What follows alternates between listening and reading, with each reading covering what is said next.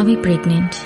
আপনি আমাকে বিয়ে করতে পারবেন? এই মিষ্টি জঙ্গলের মধ্যে এত সুন্দর পরি। তা ভাবছি চাটা আজকে কে বানাবে, তোরা না তোদের বাপ? এই কি বললি? লিকারটা কেমন ছিল? করা ভাই, কি হয় আপনার? আমার ওয়াইফ। নানা যান, মামা যান, সবাই নিচে আয়েন, দেখেন কেডা আসছে। কত বড় ফাউল, ওখানে দাঁড়িয়ে ও চিৎকার চেঁচামেচি করছে। ষাঁড়ের মতো চিল্লাচ্ছিস কেন বাড়ির সামনে দাঁড়িয়ে? কি ব্যাপারটা কি? কি হয়েছে দেখতেছেন না? দেখেন কেডা আসছে। কি হলো, তুমি এখনো যাও নাই? তোমাকে না বললাম ভেতরে যাও। আমি বাইকটা পার্ক করে। আসসালামু আলাইকুম। আপনি নিশ্চয়ই মামা, আপনার ব্যাপারে অনেক কিছু বলেছেন। আর যদি ভুল না করি আপনি ছোট খালা আর খালু। তবে আপনাদের সবার মধ্যে আমার ফেভারিট কিন্তু আপনি। আপনাকে কিন্তু আমি নানু বলে ডাকবো না, আমি আপনাকে ডাকবো নানু ভাই। আচ্ছা শুভ কোথায়? শুভকে দেখছি না। এই গুনগুন, ছেলেটা কে রে? ও আতিফ। আমরা একে অপরকে ভালোবেসে বিয়ে করেছি। দেখছেন ভাইজান, আপনার আদরের ভাগ্নি খানদান বংশের পরিচয় না জেনে একটা ছেলেরে বিয়ে করে আনছে। হাব্বাজান, আপনি কিছু বলেন না কেন? ঠিকই তো, এই শুভ কাজটা একা করলি কেমনে? সাহস পেলি কিভাবে?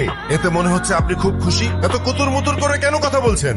আমার তো মনে হচ্ছে যে দুটোকেই আমি গুলি করে মেরে ফেলি। এই ছেলে, তোমার পরিচয় বলো। আমি আতিফ, আতিফ খান। নামের সাথে খান মিশালেই কি খানদান হয়ে যায় নাকি? কি কাজ করো তুমি? করি তো অনেক কিছুই, এখন কোনটা রেখে কোনটা বলবো? আচ্ছা ঠিক আছে, তুমি একটা বলো। এই তো আমি অনলাইনে। কি অনলাইনে কাজ করো তুমি? অনলাইনে তুমি কি করো? জুয়া খেলো নাকি মলম বিক্রি করো? আরে না না আব্বা, আমি আমার ভাগ্নিকে ঢাকায় পাঠিয়েছি কেন? লেখাপড়া করাতে, তাই না? ও বড় বড় ডিগ্রি নিয়ে আসবে, সনদ নিয়ে আসবে। ও কি এনেছে? হ্যাঁ এনেছে, একটা কিছু তো এনেছে। ও বাড়িতে একটা বনশিয়াল নিয়ে এসেছে। তোমরাই তো চেয়েছিলে আমি বিয়ে করিনি, তাহলে এখন কেন সরগর পাকাচ্ছ? আমি তোমাদের পছন্দ মতো বিয়ে করিনি, তাই বলে আমার জামাইকে এইভাবে অপমান করবে? একদম ঠিক হচ্ছে না নানু ভাই। এইসব একটু একটু হয় না, জামাই রে উপরে আয়। যা হবার তা তো হয়েই গেছে। গুনগুন তার পছন্দ মতো বিয়ে করেছে, এতে রাগ করার কি আছে? তুমি রাগ করো, অভিমান করো, এতে ওদের কিছু আসবে যাবে না। তুমি কেন ব্যাপারটা বুঝতে পারছো না? এই ছেলে একজন ডিজিটাল জুয়ারি। ওদের কাজ হচ্ছে বড় লোক ঘরের মেয়েদেরকে খুঁজে বের করা, তারপর তাদেরকে টার্গেট করে। শুধুমাত্র টাকার লোভে এই ছেলে আমার ভাগ্নিকে বিয়ে করেছে। কোত্থেকে আসে তোমার মাথায় এসব বুদ্ধি? আমি তো বুঝতে পারি না। আমার ছেলেটাকে দেখে এত খারাপ কিছু মনে হয়নি। গুনগুন এই ছেলের সাথে ভালো থাকবে, তাতে তোমারও ভালো, সবারই ভালো। শুনছো, আজ কিন্তু আমাদের নাতনিটা নতুন জীবন শুরু করলো। তোমার কত ইচ্ছে ছিল এই দিনটা দেখা। অন্তত আমি ওর বিয়েটা দেখে যেতে পারলাম। নাচ জামাইটা দেখতে কিন্তু রাজপুত্রের মতো। আমাকে ভাই বানিয়ে ফেলেছে। আমি এখন একা নয়। কিছু বলবা?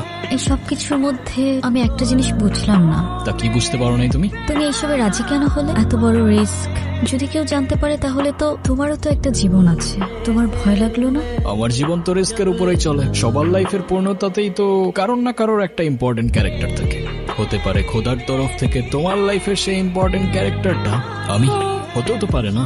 তোমার মতো মানুষ তাকদিরে থাকলে হয়তো জীবনটা অনেক সহজ হয়ে যেত। তা নানা ভাই, তুমি কি আমার নাতনির সাথে এক ইউনিভার্সিটিতে পড়ো? না না না ভাই, আমার ভাগ্নি প্রাইভেট ইউনিভার্সিটিতে পড়ে। নামের সাথে শুধু খান লাগালে তো আর হয় না, পাশাপাশি বাবার ব্যাংকে মালামাল থাকা লাগে। মামা ইউনিভার্সিটিতে তো পড়িনি, তবে আমিও গ্রাজুয়েটেড। সফটওয়্যার ইঞ্জিনিয়ারিং শেষ করেছি। যদিও আমি বলবো না, তবে you guys can call me engineer. বেশ ভালো। আবা, বেশ ভালো বললে হয়ে যাবে? এই সব কিছু মিথ্যে কথা। ছোট লোক কখনো জাতে উঠতে পারে? শোনেন, ওই যে একটা কথা আছে না, নদীর পানি কিন্তু সাগরে গিয়ে মেশে, আর কুয়োর পানি সাগর তো দূরের কথা, নদীর ধারে কাছেও তো যেতে পারে না। মামা, এটা কিন্তু আপনি ভুল বললেন। সাগরের পানি যতই হোক না কেন, শেষ পর্যন্ত তৃষ্ণা মেটাতে কিন্তু আপনাকে ওই ছোট্ট কুয়োর কাছেই আসতে হয়। কি আর জবাব দিয়া হয় মেরা ভাই। কি ব্যাপার বাবা, তুমি খাচ্ছ না কেন? খাও। আমাকে বল না দেওয়া পর্যন্ত আমি কিছু খাবো না। আবার বল, খাওয়ার সময় বল, চুপচাপ ভাত খা। তুমি নাকি ঠিক মতো পড়াশোনা করো না? আমার আর পড়াশোনা করতে ভালো লাগে না। পড়াশোনা করতে ভালো লাগে না তো কি করতে ভালো লাগে? ক্রিকেট খেলতে ভালো লাগে। তুমি যদি ভালো করে পড়াশোনা না করো, তুমি বড় হয়ে ক্রিকেট খেলবে কিভাবে? কেন? কারণ খেলার মাঠে তো ব্রেইন চাই। তাহলে এখন আমি কি করব? এখন থেকে প্রতিদিন ঠিক মতো পড়াশোনা করবে। পড়াশোনা মানে কিন্তু শুধু বই মুখস্থ করা না। পড়াশোনা মানে তোমার স্বপ্নের জন্য নিজেকে তৈরি করা। তুমি যদি আমাকে কথা দাও যে তুমি এখন থেকে ঠিক মতো পড়াশোনা করবে, তাহলে যাও। আমি যে কবে বড় হব? বড় তো সেদিনই হবে যেদিন নিজের কষ্ট চেপে অন্যকে সাহস আর সাথ দিতে শিখবে। ওর সাথে একটু গল্প গুজব কর না। আমি যখন জামাই ছিলাম তখন আমাকে তো নানির পরিবার মাথায় করে রাখতো। তার তো কারণ ছিল আব্বা, সেটা আপনি খুব ভালো করে জানেন। আপনি তো ওর মতো কোনো সাধারণ পরিবার থেকে আসেননি। আমাদের বংশের মান মর্যাদা, ধন সম্পদ, নাম ডাক এসবের একটা ব্যাপার ছিল। আমার না আপনার জন্য খুব আফসোস হচ্ছে মামা। আমি যতদূর বুঝতে পারলাম আপনার কাছে খানদান, প্রপার্টিজ, নাম ডাক এসব কিছু ইম্পর্টেন্ট। আমার ভাগ্নিকে তো বিয়ে করেছো, তা বউকে কি খাওয়াবে? সকাল বেলায় এক বাটি প্রেম আর রাতের বেলায় এক বাটি ভালোবাসা। আরে মামা, আমারই তো বউ, কতটুকুই বা খাবে বলেন? আর তারপরেও যদি কম পড়ে যায়, একজনেরটা না হয় দুজনে ভাগাভাগি করে নেব। যে সমস্ত মানুষের পকেটে টাকা থাকে না, তারা সব সময় এই সমস্ত ফালতু কথা বলে। আপনি যেমন আপনার ভাগ্নিকে একটা লাক্সারিয়াস লাইফস্টাইল দিয়েছেন, সেটা একটা কৃষক কিন্তু তার সন্তানদের দিতে পারে না। তার মানে কি সে তার সন্তানদের ভালোবাসে না? আমি জানি আমার কথাগুলো আপনার মানতে একটু কষ্ট হবে, তবে বিশ্বাস করুন, কৃতজ্ঞতা আর সম্পর্কের মূল্যতেই থাকে ভালোবাসার পারফেকশন। তোমার পরিবারে কে কে আছে? একটা অ্যাক্সিডেন্টে সবাই চলে যায়, তারপর আমাকে রেখে আসা হয় এতিমখানাতে। সেখান থেকে অবশ্য একজন ভদ্রলোক আমাকে নিয়ে গিয়েছিলেন, বেশ ভালোই বাসতেন আমাকে। তার কিছুদিন পর সেও চলে গেলেন, তবে সাথে থেকে গেল তার রেখে যাওয়া ভ্যালিউজ আর এডুকেশন।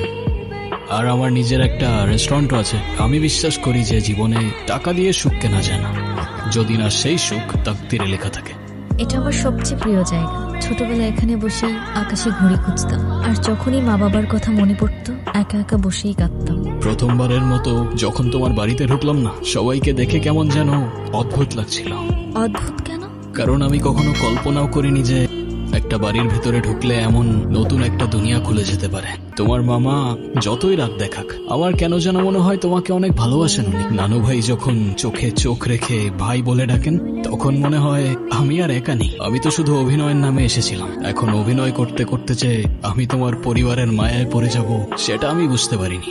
একটা ভয় আগুনের মতো করে আমার বুকের মধ্যে চেপে বসে আছে। এই আতিফ ছেলেটাকে আমি যত দেখছি, ততই যেন মনে হচ্ছে ওর চোখে মুখে অনেক কথা আছে, কিন্তু কথাগুলো মুখ দিয়ে বলছে না। ভালো মানুষ চোখেই কথা বলে, মুখে বলে না। আতিফ যদি ভালোও হয়, তবু তো ভয়টা আমার রয়ে গেছে। আমার বোনকে আমি আমার চোখের সামনে নিঃশেষ হয়ে যেতে দেখেছি। গুনগুন যদি সেই একই ভুল করে, এই আতিফ ছেলেটা যদি গুনগুনের বাবার মতো গুনগুনকে ছেড়ে চলে যায়, গুনগুন হয়তো একসময় মেনে নেবে, আমি মানতে পারবো না। আমাদের তো কোনো সন্তান নেই, ওই আমাদের সন্তান। তুমি যদি ভয় থেকে ওকে দূরে সরিয়ে দাও, তাহলে সেই পুরনো ঘটনার আবার পুনরাবৃত্তি হবে। যদি ওকে কাছে টেনে নাও, তাহলে তো এমনও হতে পারে পুরনো ঘটনার আর পুনরাবৃত্তি হবে না। তোমার কথা শুনে এখন মনে হচ্ছে যে ভয়কে জয় করার সময় বোধহয় চলে এসেছে। এই কে আপনি? আমি রাফিজ, গুনগুনের বয়ফ্রেন্ড।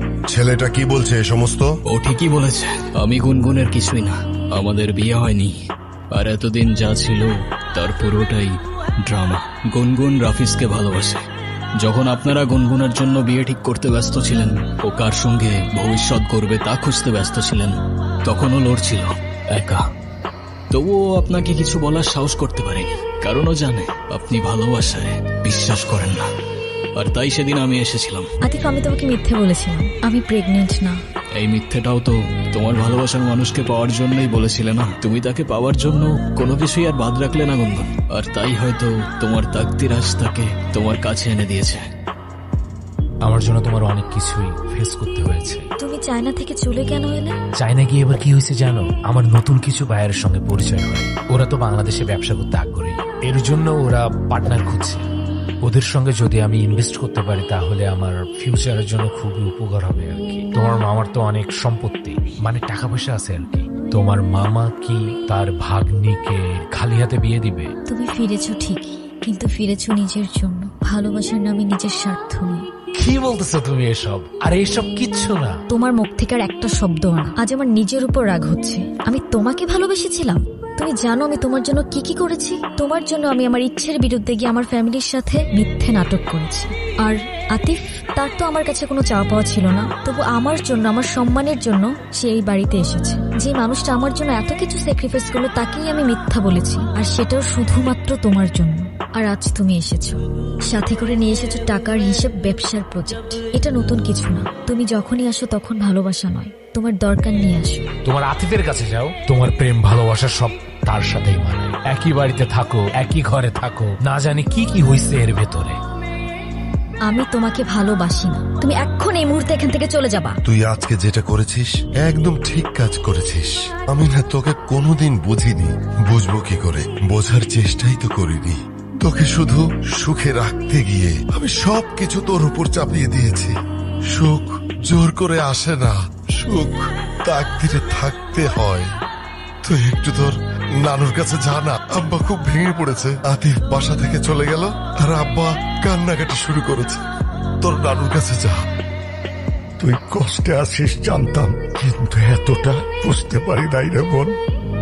ভালোবাসা মানে শুধু পাশে থাকা না, ভালোবাসা মানে তুই হাসলে তার প্রাণটা হাসে, আর তুই কাঁদলে সেও ভেঙে পড়ে। ওর চোখে যে কি মায়া ছিল বোন, সেই চোখ কখনো মিথ্যা বলতে পারে না। ও শুধু তোকে চাইনি, তোকে রক্ষা করেছিল, তোকে আগলে রেখেছিল নিজের সবটুকু দিয়ে।